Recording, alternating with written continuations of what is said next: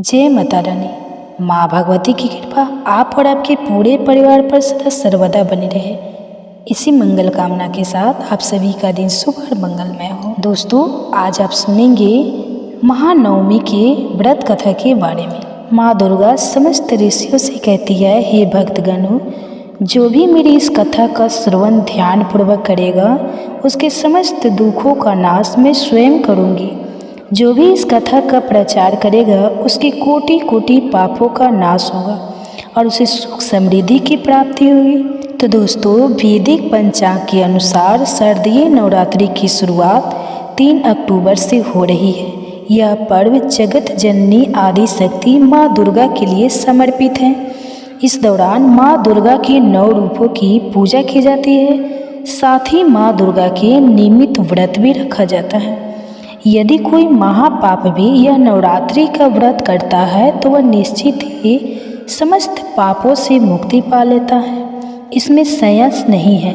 दोस्तों, देवी भागवत पुराण में नवरात्रि के जुड़ी महान व्रत कथा का वर्णन मिलता है। जो भी इस कथा को केवल एक बार ध्यान पूर्वक सुनता है उसके कोटि कोटि पाप नष्ट होते हैं। माता रानी की कृपा से उसे धन धान्य पुत्र सुख समृद्धि की प्राप्ति होती है।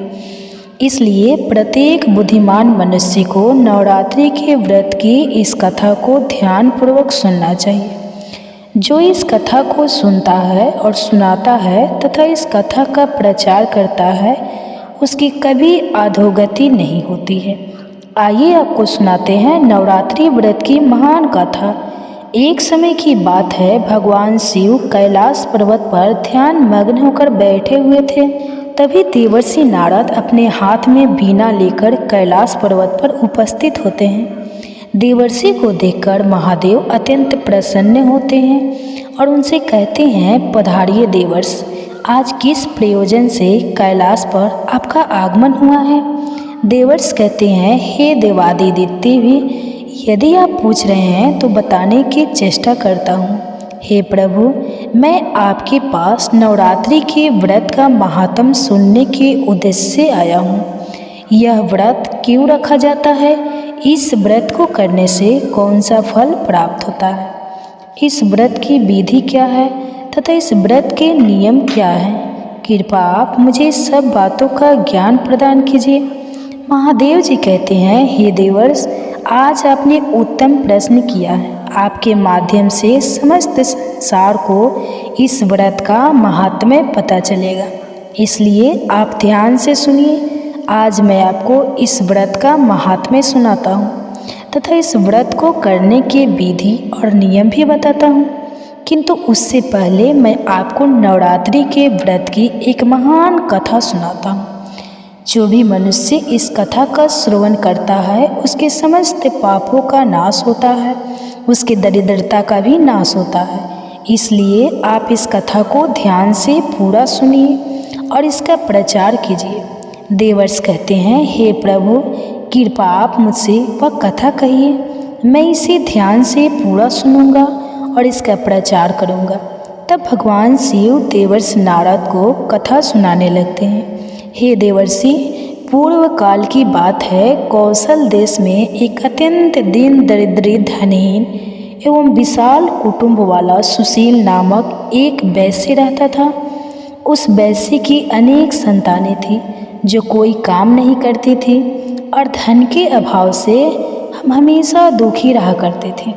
उनके पास करने के लिए भी कोई उद्योग नहीं थी। रात्रि में जो कुछ भी खाने को मिल जाता वह वैसे उसे अपनी संतानों को खिला देता था और जो कुछ भी बच जाता उसी से अपना पेट भर लेता था। पूरा परिवार दिन भर भूखा रहता था और केवल रात्रि को ही कुछ थोड़ा सा अन्न खा लिया करता था। इस प्रकार से वह वैसे स्वयं भूखा रहकर दूसरों का काम करके अपने परिवार का पालन पोषण कर रहा था। वह वैसे स्वभाव से अत्यंत निर्मल और सज्जन था। वह धर्म प्रायण, शांत, सदाचारी, सत्यवादी और क्रोध न करने वाला, धैर्यवान और अभिमान रहता है। वह प्रतिदिन देवताओं और पितरों का पूजन करता था। अपने द्वार पर आए हुए अतिथियों की पूजा किया करता था और सभी को भोजन कराने के बाद जो कुछ भी बच जाता उसी से अपना गुजारा चला लिया करता था। कुछ समय बीतने के बाद एक विद्वान ब्राह्मण उस सुशील नाम के वैश्य के घर पर आया। सुशील ने ब्राह्मण को दान देकर उनका स्वागत सत्कार किया तथा उन्हें हाथ जोड़कर प्रणाम करके अत्यंत व्याकुल होकर उस ब्राह्मण से इस प्रकार से कहने लगा, हे ब्राह्मण देवता, यदि आप हमारे अतिथि धर्म से प्रसन्न हैं तो क्या हम आपसे कुछ पूछ सकते हैं। वो ब्राह्मण कहने लगा, हे महात्मा, आपकी चर्चा तो चारों तरफ है कि आप एक महान दानी हैं। आप अतिथियों का स्वागत प्रेम से करते हैं, इसी कारण से मैं आपके पास आया हूँ। कृपा आप निसंकोच ना करते हुए आपकी जो भी शंका हो पूछ लीजिए। तब वह वैसे कहता है, हे ब्राह्मण देवता, कृपा करके आप मुझे बताइए कि मेरी दरिद्रता का नाश निश्चित रूप से कैसे हो सकता है। इस दरिद्रता के कारण मैं अपने परिवार का पालन पोषण नहीं कर पा रहा हूँ। हे ब्राह्मण देवता, मुझे धन की अभिलाषा नहीं है, किंतु मैं आपसे कोई ऐसा उपाय पूछ रहा हूँ जिससे मैं अपने कुटुंब का पालन पोषण करने के लिए समर्थ हो जाऊँ। मेरे पुत्र पुत्रियाँ भूख से पीड़ित होकर भोजन के लिए बहुत रोते हैं और मेरे घर में इतना भी अन्न नहीं रहता कि मैं उन्हें मुट्ठी भर अन्न दे सकूं। उनका दुख मुझसे देखा नहीं जाता। आज मैंने अपने रोते हुए बालकों को घर से निकाल दिया है और वे कहीं चले गए हैं, इसलिए मेरा हृदय शोका अग्नि में जल रहा है। धन के अभाव में मैं क्या करूं? मेरी पुत्री भी विवाह के योग्य हो गई है, किंतु उसका विवाह करने के लिए मेरे पास कुछ भी नहीं है। कन्यादान का समय भी बीता जा रहा है। हे विपद, इसी कारण से मैं चिंतित हूँ। हे दया निधान, आप तो विद्वान हैं, आप अवश्य ही मुझे कोई ऐसा तप, मंत्र, व्रत तथा उपाय बताइए जिससे मैं अपने परिवार का पालन पोषण करने में समर्थ हो जाऊँ। हे महाभाग्य, हो सकता है कृपा आप अपने ज्ञान के बल से विचार करके मुझे कोई उपाय बताइए। इस प्रकार से उस वैश्य के द्वारा याचना करने पर उस ब्राह्मण ने बड़े ही प्रसन्नतापूर्वक उस वैश्य से कहा, हे वैश्य, मैं तुम्हारे दुख का कारण समझ चुका हूँ। तुम चिंता मत करो, मैं तुम्हें अवश्य ही उपाय बताता हूँ। तुम अब नवरात्रि के व्रत का अनुष्ठान करो। इसमें तुम भगवती की पूजा हवन करो, देवी के मंत्रों का उच्चारण करो। इससे तुम्हारे सभी कार्य सिद्ध हो जाएंगे, तुम्हारी दरिद्रता नष्ट हो जाएगी। हे वैश्य, नवरात्र नामक इस पवित्र तथा सुखदायक व्रत से बढ़कर इस पृथ्वी लोक पर अन्य कोई व्रत नहीं है। यह व्रत सदा ज्ञान और मोक्ष देने वाला है, सुख तथा संतान की वृद्धि करने वाला है एवं शत्रुओं का पूर्ण रूप से विनाश करने वाला है। वनवास गमन के दौरान देवी सीता के वियोग में अत्यंत दुखी होकर श्री राम ने कृष्णगंधा पर्वत पर इस व्रत को किया था। इसी व्रत के प्रभाव से उन्होंने महासागर पर सेतु की रचना करके रावण और उसके पुत्रों का संहार किया था और सीता को प्राप्त किया था। महादेव कहते हैं, हे देवर्षि, इस प्रकार से ब्राह्मण ने नवरात्र के व्रत का महत्व उस वैश्य को सुना दिया, जिसे सुनकर वह वैश्य बहुत प्रसन्न हुआ और उसने उस ब्राह्मण को अपना गुरु मान लिया और उनसे देवी के मंत्र की दीक्षा ली। तत्पश्चात उस वैश्य ने अत्यंत भक्ति पूर्वक नवरात्रि में उस मंत्र का जाप किया और अनेक विधि तथा उपायों से भगवती का पूजन किया। इस प्रकार से उस वैश्य ने 9 वर्षों तक नवरात्रि के व्रत का अनुष्ठान किया। फिर 9वें वर्ष के अंत में अष्टमी तिथि को अर्धरात्रि आने पर साक्षात महेश्वरी ने उस वैश्य को दर्शन दिए और कहा, हे पुत्र, मैं तुम्हारी भक्ति और पूजा से अत्यंत प्रसन्न हूँ। तुम्हें जिस भी वर की कामना है संकोच होकर मांग लो। तुम्हें जो चाहिए वह मैं तुम्हें प्रदान करूँगी। साक्षात माँ दुर्गा को अपने सामने खड़ा हुआ देखकर उस वैश्य का अंग अंग कांपने लगा, उसकी आंखों से आंसू झलकने लगा। माँ दुर्गा के उस अद्भुत दिव्य स्वरूप को देखकर वह वैसे हर्ष से उत्साहित होने लगा। फिर उस वैश्य ने माता को प्रणाम करके कहने लगा, हे माँ, मैं आपके दर्शन करके ही धन्य हो गया माता। आपके दर्शन अत्यंत दुर्लभ है। आप तो सचमुच त्रिलोक सुंदरी, सर्वशक्तिमान, समस्त संसार की जननी है। मुझ जैसे साधारण भक्त को अपने दर्शन देकर बड़ा उपकार किया है। हे माँ, अब मेरे मन में कोई कामना नहीं है। आपके दर्शन से ही मेरे सारे दुख मिट गए हैं। माँ, केवल मुझ पर इतनी कृपा कीजिए कि मेरे पुत्र पुत्रियों को पर्याप्त भोजन प्राप्त हो सके, जिससे उन्हें नित्य भूखा ना सोना पड़े। सुशील की विनम्रता और उसकी निराशित सी स्थिति देखकर माँ दुर्गा ने मधुर मुस्कान से कहा, हे पुत्र, मैं तुम्हारी सच्ची भक्ति और तुम्हारे तप से प्रसन्न हूँ। तुम्हारी दरिद्रता का अब अंत होगा।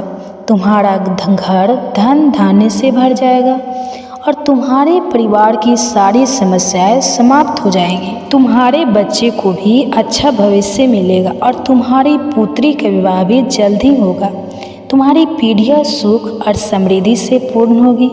इतना कहकर देवी दुर्गा अंत प्रधान हो गई। उसी क्षण सुशील वैश्य का घर प्रकाश से भर गया और उसकी दरिद्रता समाप्त हो गई।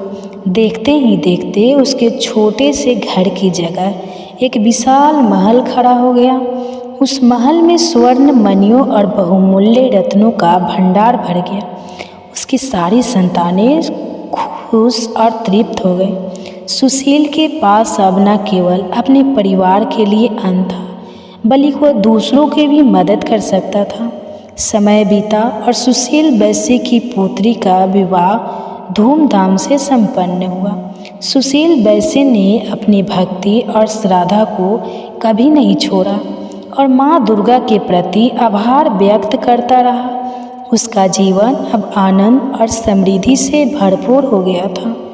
उसके परिवार ने भी माँ दुर्गा के प्रति भक्ति और समर्पण को अपनाया और वे सभी माँ के आशीर्वाद से सुखी जीवन व्यतीत करने लगे।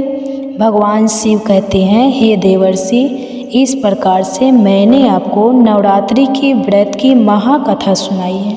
इस कथा को सुनने मात्र से ही नवरात्रि का व्रत सफल हो जाता है। पूरे नवरात्र भर उपवास करने से असमर्थ लोगों के लिए 3 दिन का उपवास भी यथोफल प्रदान करने वाला बताया गया है। भक्ति भाव से केवल सप्तमी, अष्टमी और नवमी इन 3 रात्रियों में देवी की पूजा करने से सभी फल सुलभ हो जाते हैं। पूजन, हवन, कुमारी पूजन तथा ब्राह्मण भोजन इनको संपन्न करने से वह नवरात्र व्रत पूरा हो जाता है। इस पृथ्वी लोक में जितने भी प्रकार के व्रत एवं दान हैं, वे इस नवरात्र व्रत के तुल्य नहीं है, क्योंकि यह व्रत सदा धन्य धान्य प्रदान करने वाला, सुख तथा संतान की वृद्धि करने वाला, आयु तथा आरोग्य प्रदान करने वाला और स्वर्ग तथा मोक्ष देने वाला है। विद्या, धन अथवा पुत्र, इनमें से मनुष्य किसी की भी कामना करता हो, उसे सौभाग्यदायी तथा कल्याणकारी व्रत का विधि पूर्वक अनुष्ठान करना चाहिए। इस व्रत का अनुष्ठान करने से विद्या चाहने वाला मनुष्य समस्त विद्या प्राप्त कर लेता है और अपने राज्य से वंचित राजा फिर से अपना राज्य प्राप्त कर लेता है। पूर्व जन्म में जिन लोगों द्वारा यह उत्तम व्रत नहीं किया गया है, वे इस जन्म में रोगग्रस्त, दरिद्र तथा संतान रहित होते हैं। जो स्त्री बंध्या, विधवा अथवा धनहीन है, उसके विषय में यह अनुमान कर लेना चाहिए कि उसने अवश्य ही पूर्व जन्म में यह व्रत नहीं किया था। जिस मनुष्य ने दुख तथा संताप का नाश करने वाली, सिद्धियाँ देने वाली, जगत में सर्वश्रेष्ठ सावत तथा कल्याण स्वरूपनी भगवती की उपासना नहीं की, वह इस पृथ्वी तल पर सदा ही अनेक प्रकार के कष्टों से ग्रस्त, दरिद्र तथा शत्रुओं से पीड़ित रहता है। हे देवर्षि, अब मैं आपको इस व्रत से जुड़े नियम बताता हूँ, इसे ध्यान से सुनिए। नवरात्र के व्रत का आरंभ तब होता है जब मनुष्य दृढ़ निश्चय और शुद्ध हृदय से व्रत करने का संकल्प लेता है। यह संकल्प ही उस यात्रा का आरंभ है जो व्यक्ति को देवी दुर्गा की कृपा तक पहुंचता है। जब कोई व्यक्ति देवी दुर्गा की उपासना के लिए व्रत का संकल्प करता है तो उसे अपना मन और शरीर शुद्ध रखना चाहिए। शुद्धता केवल बाहरी नहीं बल्कि मन की आंतरिक पवित्रता भी आवश्यक। यही कारण है कि व्रत का आरंभ संकल्प से होता है, जिसमें व्यक्ति अपने आप को देवी दुर्गा के चरणों में समर्पित कर देता है। व्रत के दौरान भोजन का विशेष ध्यान रखा जाता है। केवल वही अन्न ग्रहण करना चाहिए जो पवित्र हो और बिना तामसिक पदार्थों के बना हो।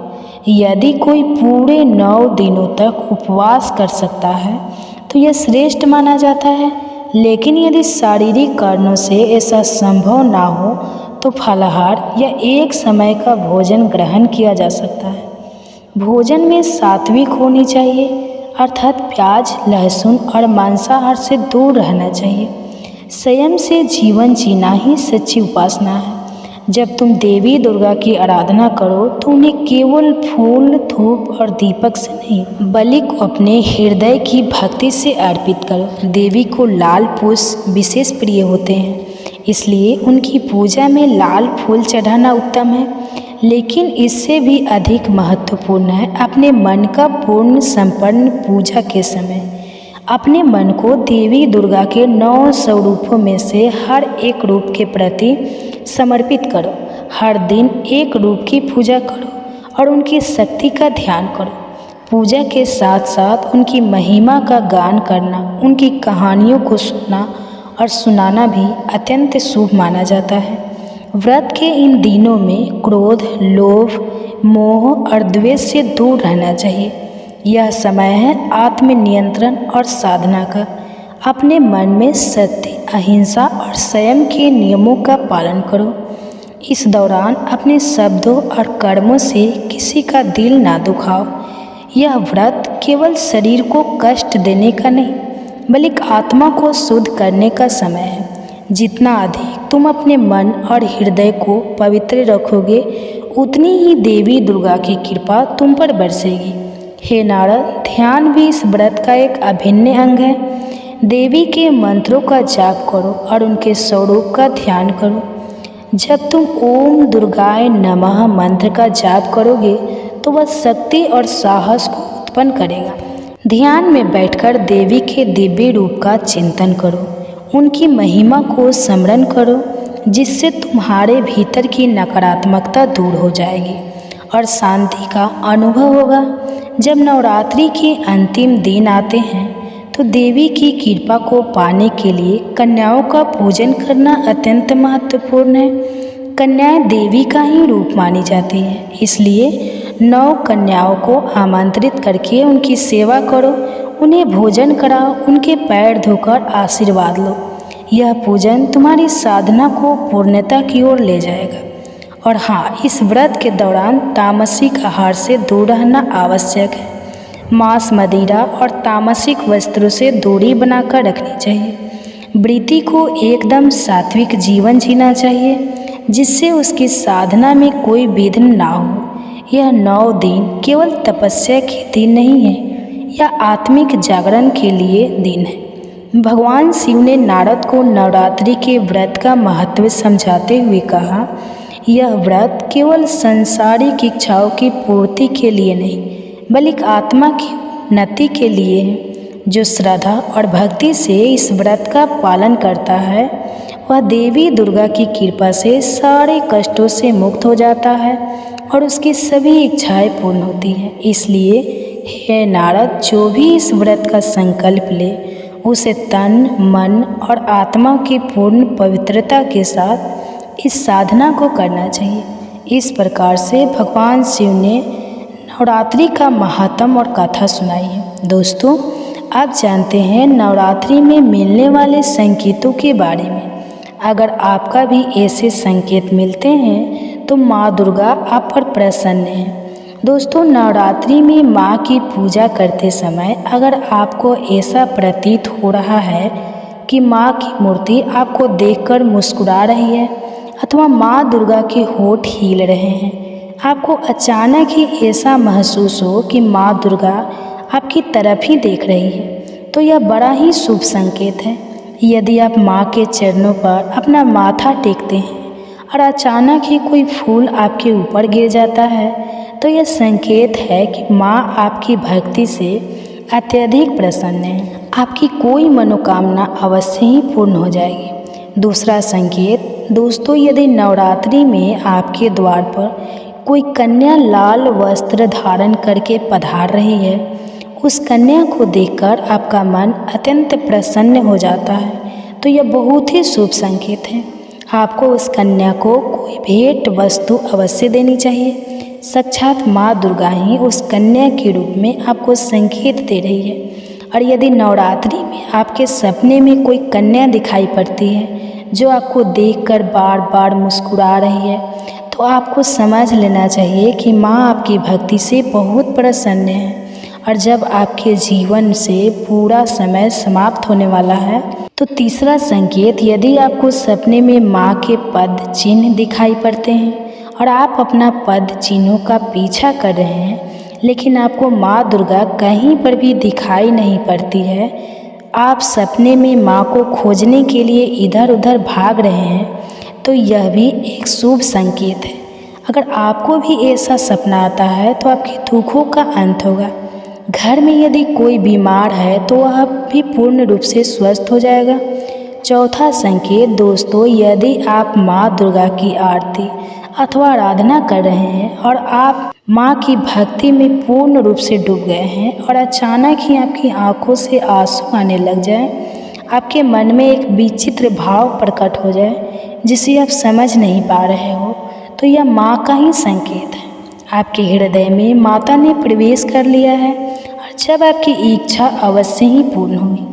पांचवा संकेत, यदि नवरात्रि में आपके पास माँ दुर्गा की प्रिय वस्तु बार बार आने लगती है, जैसे माँ का श्रृंगार का सामान, माता के लाल फूल, माता की लाल चौंडी आदि चीज़ें आपके हाथ में बार बार आने लग जाए, तो इसे शुभ संकेत ही समझना चाहिए।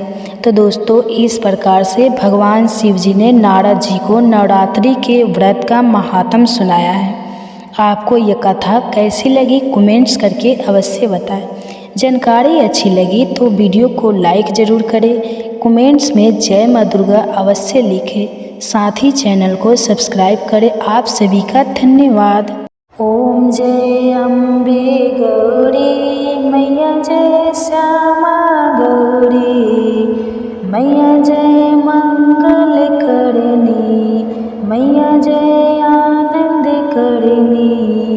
तुमको निसी दिन ध्यावत, तुमको निसी दिन ध्यावत, हरे ब्रह्मा शिवेरी। ओम जय अम्बे गौरी मैया, जय श्यामा गौरी। मांगे सिंदूर विराजत, मांगे सिंदूर विराजत, टीको मृदे मंद को उज्ज्वल से दो नैना, उज्ज्वल से दो नैना, चंद्र वदननी को। ओम जय अम्बे गौरी, ओम जय अम्बे गौरी। कनक समान कलेवर, कनक समान कलेवर, रक्तांबर राजे, रक्त पुष्प गले माला, रक्त पुष्प गले माला, कंठन पर साजे। ओम जय अम्बे गौरी। के हरि वाहन राजद खंडगे खपर धरी, सुर नर मुनि जन सेवत, सुर नर मुनि जन सेवत, तिनके दुख हारी। ओम जय अम्बे गौरी, कानन कुंडल शोभित नासाग्रे मोती ओ मैया नासाग्रे मोती कोटिक चंद्र दिवाकर कोटिक चंद्र दिवाकर राजत समय ज्योति ओम जय अम्बे गौरी शुंभ निशुंभ विदारे महिषासुर घाती ओ मैया महिषासुर घाती ध्रुम बिलोचन नयना ध्रुम बिलोचन नयना निशे दिन मदमाती ओम जय अम्बे गौरी चंड मुंड सहारे सुनित बीज हरे ओ मैया सुनित बीज हरे मधु कैटभ दो मारे मधु कैटभ दो मारे सूर्य भयहीन करे ओम जय अम्बे गौरी ब्राह्मणी रुद्राणी तुम्हें कमला रानी ओ मैया तुम्हें कमला रानी आगम निगम बखानी आगम निगम बखानी तुम्हें शिव पटरानी ओम जय अम्बे गौरी 64 योगिनी गावत नित्य करत भैरो ए मैया नित्य करत भैरो बाजत ताल मृदंगा बाजत ताल मृदंगा और बाजे डमरू ओम जय अम्बे गौरी तुम्हें ही जग की माता तुम्हें ही हो भरता ओ मैया तुम्हें ही हो भरता भगतन की दुख हरता भगतन की दुख हरता सुख संपत्ति करता ओम जय अम्बे गौरी भुजाचार अति शोभित बड़ऊ अवधारी हो मैया बड़ऊ अवधारी मन वांछित फल पावत मन वांछित फल पावत सेवत नर नारी ओम जय अम्बे गौरी कंचन थाल विराजत अगर कपूरे बाती ओ मैया अगर कपूरे बाती श्रीमाले के तुम्हें राजत श्रीमाले के तुम्हें राजत कोटि रतन ज्योति ओम जय अम्बे गौरी ये अम्बे जी की आरती जो कोई नर गावे ओ मैया जो कोई नर गावे कहत शिवानंद स्वामी कहत शिवानंद स्वामी सुखी संपत्ति पावे ओम जय अम्बे गौरी मैया जय श्यामा गौरी मैया जय मंगल करनी मैया जय आनंद करनी नमो नमो दुर्गे सुखी करनी नमो नमो अम्बे दुख हरनी निरंकार है ज्योति तुम्हारी तिहु लोक फैली उजियारी शशि ललाट मुख महाविशाला नेत्र लाल भूकुटी विकिराला रूप मातु को अधिक सुहावे दरस करत जन अति सुख पावे तुम संसार शक्ति लय कीना पालन हेतु अन्न धन दीना अन्नपूर्णा हुई जग पाला तुम ही आती सुंदरी वाला प्रलय काल सब नासन हारी तुम गौरी शिव शंकर प्यारी शिव योगी तुम्हारे गुण गावे ब्रह्मा विष्णु तुम्हें नित्य ध्यावे रूप सरस्वती को तुम धारा, दे सब बुद्धि ऋषि मुनि उबारा। धारा रूप नरसिंह को अम्बा, प्रगट भाई फाड़ कर खम्बा। रक्षा करी प्रहलाद बचायो, हिरणाकुश को स्वर्ग पठायो। लक्ष्मी रूप धरी जगमाही, श्री नारायण अंग समाही। क्षीर सिंधु में करत विलासा, दया सिंध दिजे मन आशा। हिंगलाज में तुम ही भवानी, महिमा अमित न जाति बखानी। मातंगी धूमावती माता, भुवनेश्वरी बंगला सुखदाता।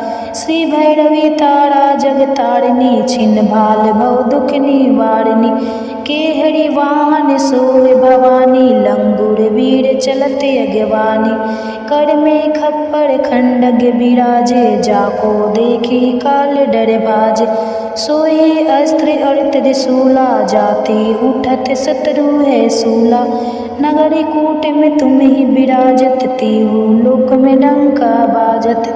शंभु निशंभु दानव तुम मारे, रक्त बीजे शंखन सहारे। महिषासुर नृप अति अभिमानी, जेहि अंग भार मही अकुलानी। रूप कराल कली को धारा, सेन सहित तुम तीन सहारा। परिगाढ़ संतन पर जब जब भाई सहाय, मातु तुम सब तब पर। अमरपुरी औरो सब लोका, तव महिमा सब रहे अशोका। ज्वाला में है ज्योति तुम्हारी, तुम्हें सदा पूजे नर नारी। प्रेम भक्ति से जो जस गावे, दुख दरिद्र निकट नहीं आवे। ध्यावे तुम्हें जो नर मन लाई, जन्म मरण ताको छुट जाई। जोगी सुर मुनि साथ पुकारी, युग ना हो बिन शक्ति तुम्हारी। शंकर आचरण जकप तिन कीनो, काम क्रोध जिति सब लीनो। निशिदिन ध्यावत ध्यान धरो शंकर को, काहू कल निशि सुमिरो तुमको। शक्ति रूप को परम न पायो, शक्ति गई तब मन पछतायो। शरणागत हुई कीर्ति बखानी, जय जय जय जगदम्बे भवानी। भई प्रसन्न आदि जगदम्बा, दई शक्ति नहीं कीन विलम्बा। मोको मातु कष्ट अति घेरो, तुम बिन कौन हरे दुख मेरो। आशा तृष्णा निकट सतावे, मोह मदाधिक सब बिनसावे। शत्रु नाश कीजो महारानी, सुमिरो एक चित तुम्हें भवानी। करो कृपा हे मातु दयाला, श्रीधि सिद्धि दे करहु नियाला। सब लगी जियो दाया फल पाऊँ, तुम्हारे जस मैं सदा सुनाऊँ। दुर्गा चालीसा जो कोई गावे, सब सुख भोगे परम पद पावे। देवी दास शरण निज जानी, करहु कृपा जगदम्बे भवानी। नमो देव्य महादेव्य शिवाय सतते नमः। नमः प्रकृते भद्राय नियतः प्राणतः समतामः। रौद्राय नमो नित्याय ग्रवेद्रात्वे नमो नमः। ज्योतिषनावे चंद्ररूपिणे सुखाय सतत नमः नमः। कल्याणे प्राणतः विद्रये सिद्रये नमो नमः। नेत्रते भूवत लक्ष्मी श्रवाणि ते नमो नमः। दुर्गाय दुर्गापराय सराय सर्वकारिणे खताय तैथिवे। कृष्णाय धूमाय सतते नमः। असि स्वामी रुद्राय नमस्तवे नमो नमः। नमो जगत प्रतिष्ठाय दव्ये कृते नमो नमः।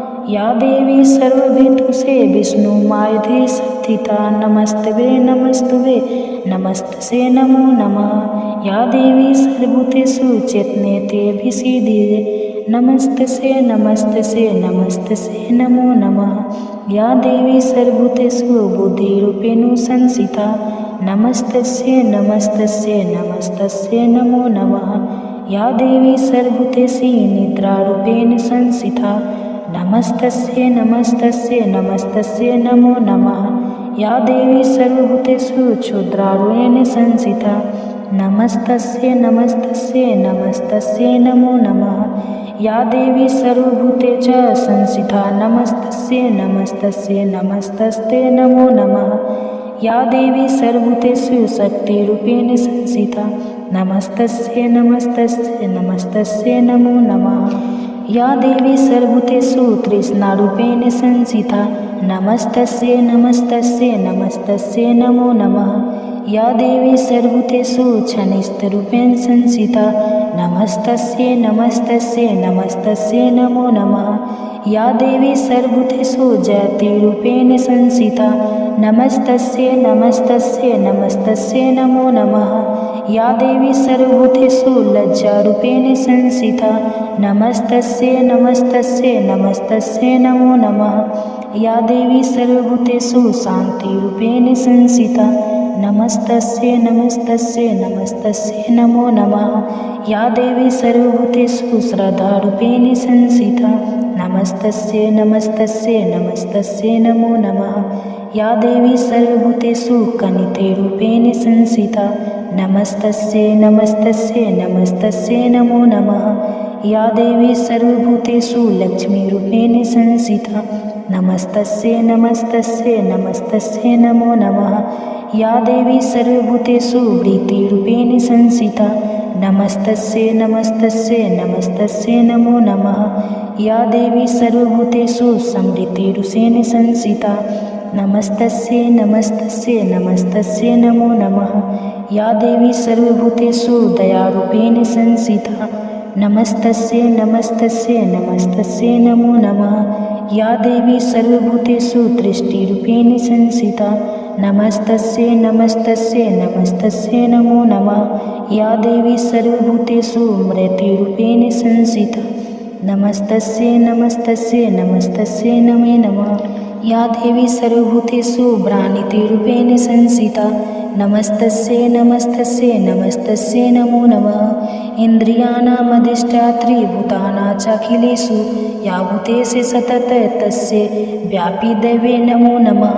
चित्रूपेण कृतनिवेदन व्यापनस्था जगत् नमस्तस्यै नमस्तस्यै नमस्तस्यै नमो नमः। स्तुतासुरैः पूर्वमभीष्टं श्रेयात् तथा सुरेन्द्रेण दिनेश सेविता करोतु साना शुभेतुरीश्वरी शुभानि भद्राणि भिन्तु चापद या साम्प्रत चौथादित्यपितेरसं विरासि सूर्यने मस्तिस्तस्य या समृता दक्षिणे में हान्ति सर्वपदे भक्ति विनम्र मूर्तिं भी नमस्तुभे नमस्तुभे नमस्तुभे नमो नमः।